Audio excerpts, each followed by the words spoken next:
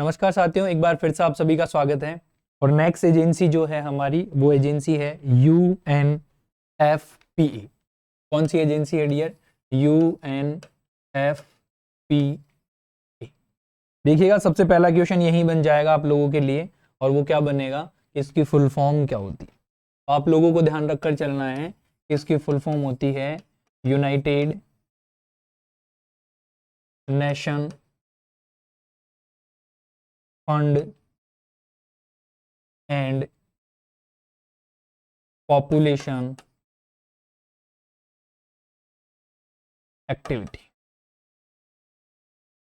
देखिएगा, इसका कोई हिंदी में ऐसा नाम तो होगा नहीं जो तुम्हें बताया जा सके, या सिंपल सी बात है कि UNFPA जो यूनाइटेड या इंटरनेशनल एक हेल्थ एजेंसी थी है, जो क्या कह रही है, इस एजेंसी को बनाने के पीछे बहुत सिंपल सा पर्पज आप लोगों को समझ आ रहा होगा कि पॉपुलेशन का मतलब क्या होता है। पॉपुलेशन का मतलब ये था कि बहुत ज्यादा जनसंख्या में वृद्धि थी, बहुत ज्यादा ही स्पीड से, या बहुत ज्यादा जनसंख्या कंटिन्यूअसली क्या हो रही थी, वृद्धि हो रही थी। तो उसको कंट्रोल करने के लिए यूनाइटेड नेशन ने एक एजेंसी स्टार्ट करी, और उस एजेंसी में बताया कि किस तरीके से जो पॉपुलेशन है, उस पॉपुलेशन को क्या करा जा सके, कंट्रोल किया जा सके। ठीक है, उस पॉपुलेशन को क्या किया जा सके, कंट्रोल किया जा सके, किस तरीके से रोका जा सके। तो इन्होंने इस एजेंसी में कुछ स्पेसिफिक या स्पेशल बातें बताई। वो क्या क्या थी, उसको ध्यान रखने की सबसे ज्यादा जरूरत है। तो सबसे पहले देखिएगा, उन्होंने क्या बताया।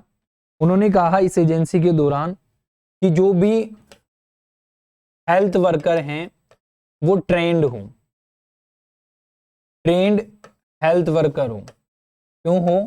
क्योंकि ट्रेंड हेल्थ वर्कर जो होगा वो क्या करेगा, वो बहुत सिंपल काम है कि जो भी एजुकेशन देगा, जो भी शिक्षा देगा, वो सही देगा। इसके बारे में कि 2 प्रेगनेंसी कंसीव करनी है, या फिर हम कह सकते हैं कि जो 2 बच्चे हैं उनके बीच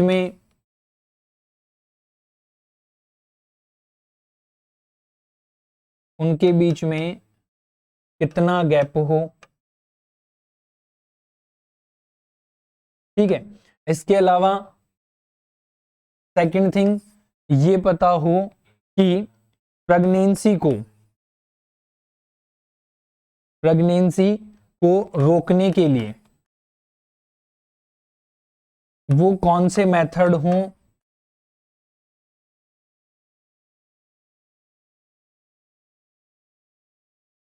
जिनको आसानी से यूज किया जा सके,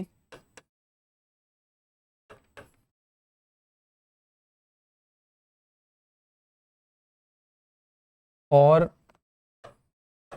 अनवांटेड प्रेगनेंसी अवॉइड करी जा सके।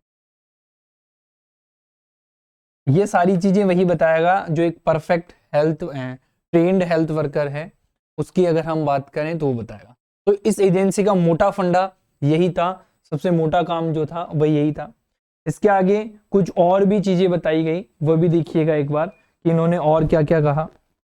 ठीक है, इसके अलावा इन्होंने बताया कि इस एजेंसी के थ्रू कि इजीली सप्लाई करा जाए जो भी कॉन्ट्रासेप्टिव्स हैं, जितने भी कॉन्ट्रासेप्टिव मेथड्स काम में लिए जाते हैं वो इजी टू अवेलेबल हो, ताकि जो पॉपुलेशन है, ताकि उससे पॉपुलेशन को क्या करा जा सके, कंट्रोल करा जा सके। इसके अलावा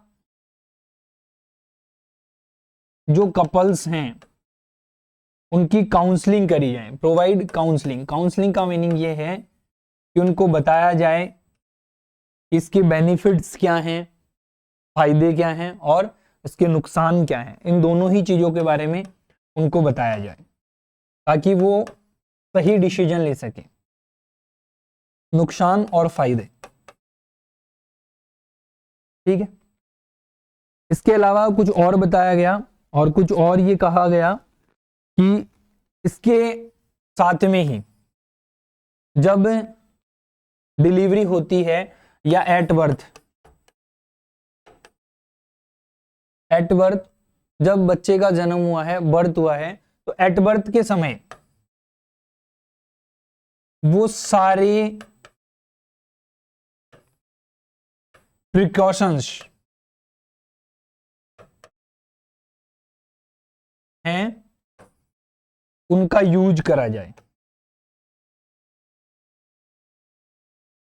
ये सारी चीजें इस एजेंसी के दौरान बताई गई। कुछ और भी बातें हैं जो इस एजेंसी के दौरान जिसे हमें ध्यान रखना है।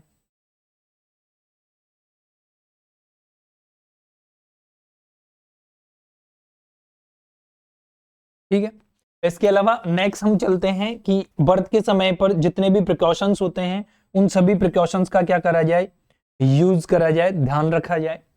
चलिएगा नेक्स्ट हम बात करते हैं। तो नेक्स्ट कुछ इसके स्पेशल पॉइंट जो हैं उनके बारे में बात कर लेते हैं। सबसे पहले ये बात कर लेते हैं कि इसकी जो स्थापना हुई, इसकी स्थापना कब हुई, मतलब ये कब लॉन्च किया गया या फिर कब आया, तो वो स्पेशल बात है जो आप लोगों को ध्यान रखकर चलनी है। तो ये कब लॉन्च हुआ डियर, 1969 के अंदर क्या करा गया, इसे लॉन्च किया गया। चलिएगा इसके बाद में नेक्स्ट हम बात कर लें तो नेक्स्ट हम बोल देते हैं कि इसका जो मुख्यालय है, ठीक है, मुख्यालय बोल लो चाहे फिर हम क्या कह सकते हैं, हेडक्वार्टर जो है वो कहां पर सिचुएटेड है, तो वो है डियर आपका न्यूयॉर्क में। यहाँ पे है न्यूयॉर्क के अंदर ये सिचुएटेड है या लोकेटेड है, हम ये कह सकते हैं। किसका, इस एजेंसी का जो हेडक्वार्टर है वो। चलिएगा इसी के साथ में कुछ और बातें आपको ध्यान रखनी है। जैसे आपसे एग्जामिनर कह दें कि इसका जो अध्यक्ष है वो अध्यक्ष महोदय कौन है, तो नतालिया करके इसका अध्यक्ष रहा है रिसेंटली। चलिएगा इसके बाद में नेक्स्ट अगर आपसे पूछा जाए तो आपसे पूछा जाएगा कि UNFPA ये क्या है, एक राष्ट्र संगठन है। क्या है, एक राष्ट्र संगठन है। क्या है, एक राष्ट्र संगठन है जिसका हिस्सा भारत कब बना, 1974 के अंदर बना। कब बना डियर, जिसका हिस्सा भारत 1974 में बना, राइट। तो ये छोटी छोटी बातें हैं जो आप लोगों को मैं बताते चल रहा हूं हर इस एजेंसी के बारे में, जो कि आपके एग्जाम व्यू ऑफ पॉइंट से जरूरी है और आपको ध्यान रहे। ठीक है, एक स्पेशल पॉइंट और बताना चाहूंगा इसी के अंदर में, जो भी आप लोगों को ध्यान रखना है कि जो यूथ फ्रेंडली है, मतलब आजकल की जो यूथ है, यूथ फ्रेंडली का मतलब है कि आजकल की जो दोस्ती है लोगों की, आजकल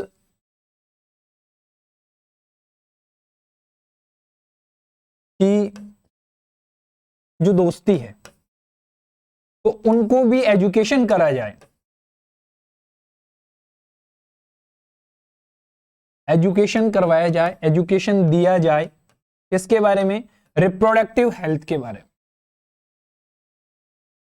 किसके बारे में दिया जाए डियर, रिप्रोडक्टिव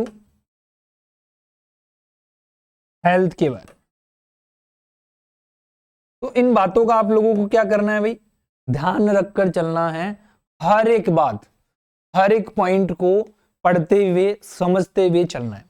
ठीक है, तो इस एजेंसी की बात यहां तक करते हैं। ठीक है, ये आप लोगों को ध्यान रखकर चलना है। चलिएगा इसी के साथ एक और एजेंसी जो है वो हम पढ़ लेते हैं, उसके बारे में भी हम डिस्कशन करना चाहेंगे। तो देखिएगा UNDP इंपॉर्टेंट है, कई बार एग्जाम में आई है, ज्यादा कुछ नहीं है, बहुत छोटी सी है, लेकिन फिर भी ध्यान होना चाहिए।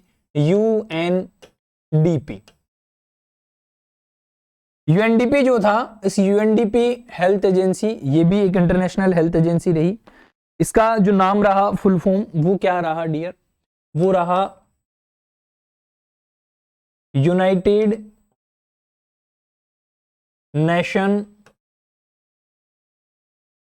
डेवलपमेंट प्रोग्राम कह सकते हैं। क्या बोल सकते हैं? United Nation Development Programme. Clear? यहां तक की बात ध्यान दें। अब जब UNDP United Nation Development Programme चलाया गया तो सबसे पहली बात यह है, इस प्रोग्राम की स्थापना जो है, क्या है? स्थापना जो है ये कब लॉन्च करा गया, बताया गया। तो डियर ये जो प्रोग्राम है वो कब आया? 1966 में। प्रोग्राम बोल लें, एजेंसी बोल लें, कोई फर्क नहीं है, आप टेंशन ना करें, है एक एजेंसी। तो हमने कहा कि इसकी स्थापना जो है वो कब हुई? 1966 के अंदर हुई। नेक्स्ट, इसको लॉन्च करने के जो मोटे उद्देश्य थे या जो पर्पज थे उनके बारे में हम पढ़ लेते हैं। तो हम लिखते हैं नेक्स्ट पर्पज, या फिर हम कह सकते हैं कि इस काम को या इस एजेंसी को लॉन्च करने के कारण बोल लो या इस काम के पर्पज मान लो, कुछ भी कह लो, आप जो समझ आए वो कहकर चल सकते हैं, कोई लोड की बात नहीं। तो इसके बेसिकली जो थे मोस्टली या महत्वपूर्ण हम कहकर चल सकते हैं। तो इसके 4 पॉइंट रहे। कितने पॉइंट रहे डियर? 4 पॉइंट फॉलो करें।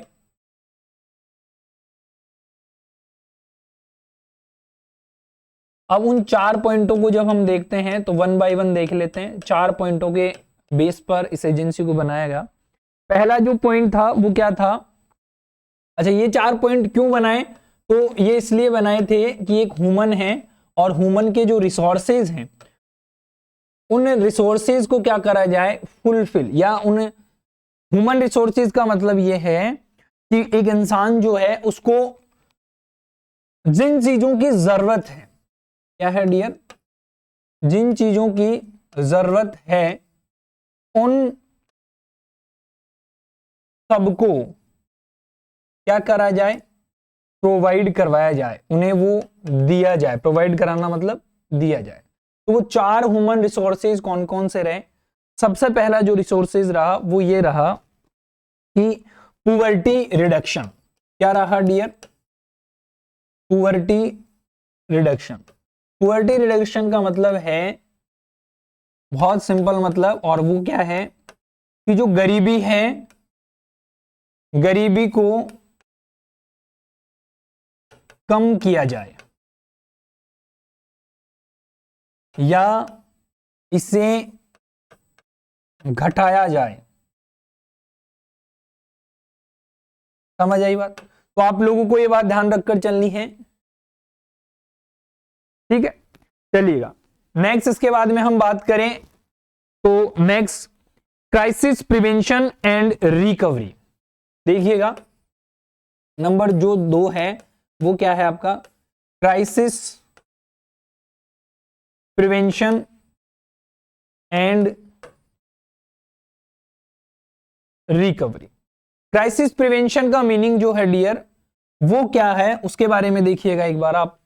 क्राइसिस प्रिवेंशन मतलब ये है कोई भी आपदाएं या किसी भी तरीके की समस्याएं आती है उनसे बचाव कैसे करें,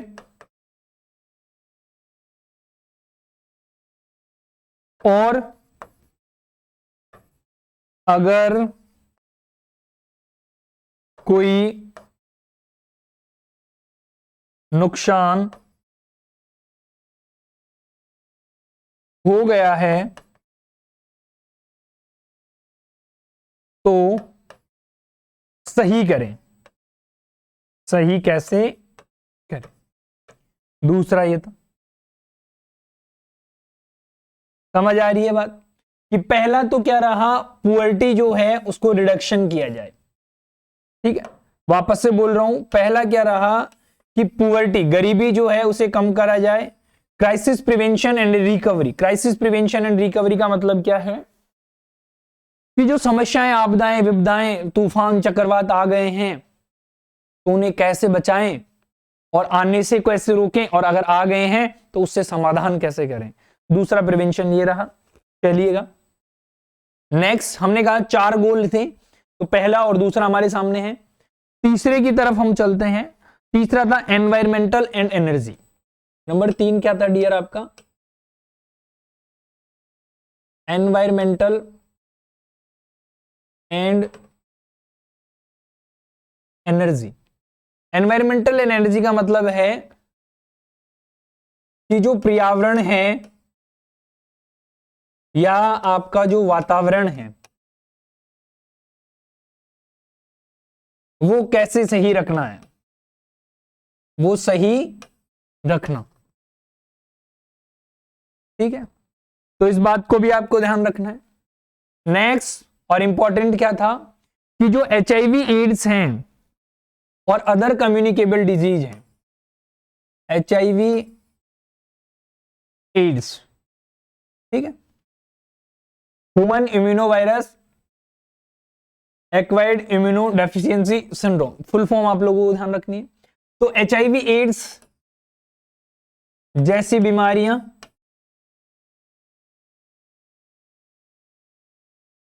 और जो कम्युनिकेबल डिजीज है,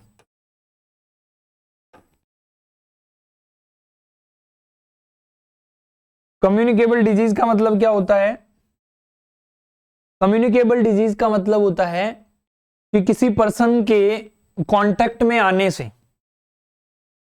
किसी पर्सन के कांटेक्ट में आने से या उसके साथ रहने से, उसके साथ बैठने से, उसको छूने से, ठीक है, वो बीमारी आप में स्प्रेड हो जाती है तो वो कहलाती है कम्युनिकेबल डिजीज। और दूसरी होती है नॉन कम्युनिकेबल डिजीज, तो वो बीमारी जो छूने से, खांसने से, टच करने से नहीं फैलती, वो किसी माइक्रोब्स, किसी इंफेक्शन की वजह से फैल रही है, तो वो नॉन कम्युनिकेबल है। तो कम्युनिकेबल डिजीज से बचाव कैसे करें, ये 4 बातें आपके जो एजेंसी थी UNDP इसने बताई। तो इसके बारे में भी आप लोगों को क्या करके चलना है भाई, ध्यान रखकर चलना है। लगे हाथ ही एक और, वैसे तो ये एजेंसी नहीं है प्रधानमंत्री, लेकिन फिर भी एक योजना तो बनाई गई है, तो मैं इसके बारे में भी थोड़ा आपके साथ में जिक्र करना चाहूंगा, जिसे कहा गया PMSSY। क्या कहा गया जी? PMSSY, प्रधानमंत्री स्वास्थ्य सुरक्षा योजना। क्या बनाई गई डियर? प्रधानमंत्री स्वास्थ्य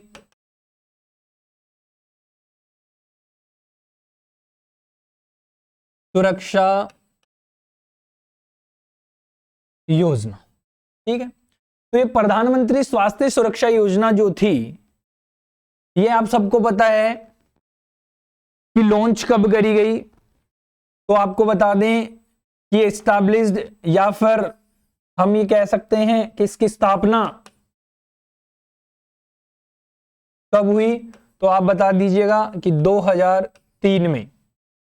किसके द्वारा करी गई? तो नरेंद्र मोदी जी के द्वारा करी गई थी। अच्छा, नरेंद्र मोदी जी के द्वारा नहीं, सॉरी माफ करिएगा, ये जो योजना थी, ये योजना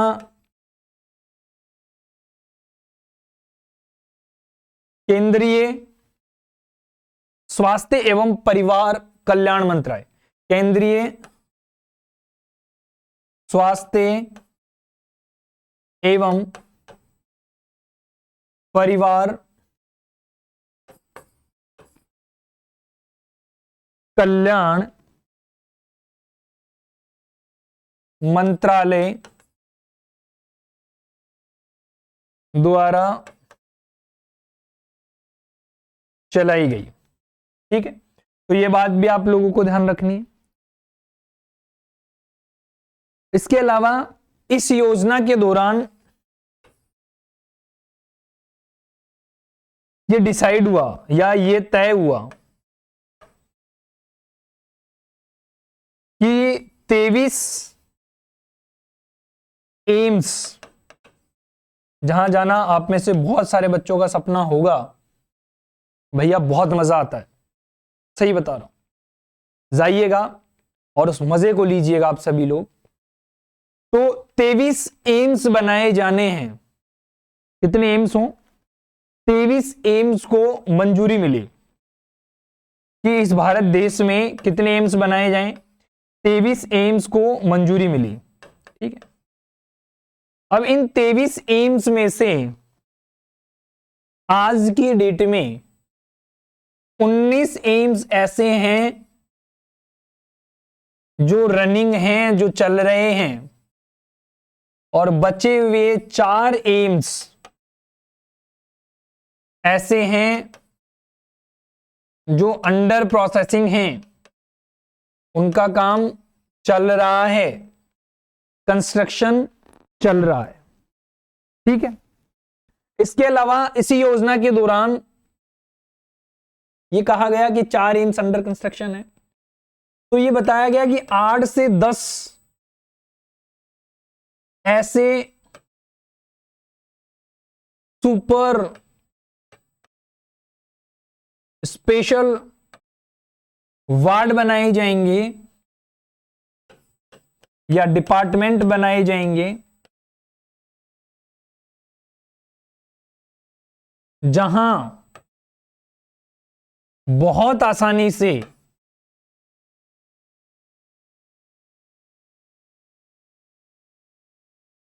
किसी भी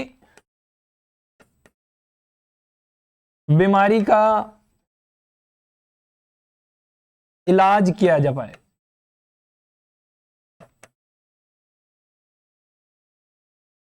ठीक है, तो ये कुछ बातें प्रधानमंत्री योजना के दौरान बताई गई, और साथ ही में 15 पीजी की सीटें, 15 पीजी सीट्स बढ़ाई गई एम्स के अंदर। तो ये भी आप लोगों को ध्यान रखने की बात है। इस तरीके से प्रधानमंत्री सुरक्षा योजना जो आई, आपकी स्वास्थ्य सुरक्षा योजना आई, तो उसमें ये काफी सारे बेनिफिट्स आप लोगों को मिले, जो कि आप लोगों को ध्यान रखकर चलना है। बाकी मिलते हैं नेक्स्ट क्लास में, अभी के लिए इतना ही। All the best. और मेरी एक बात, कर दिखाएं कुछ ऐसा कि दुनिया करना चाहे आपके जैसा। Thank you.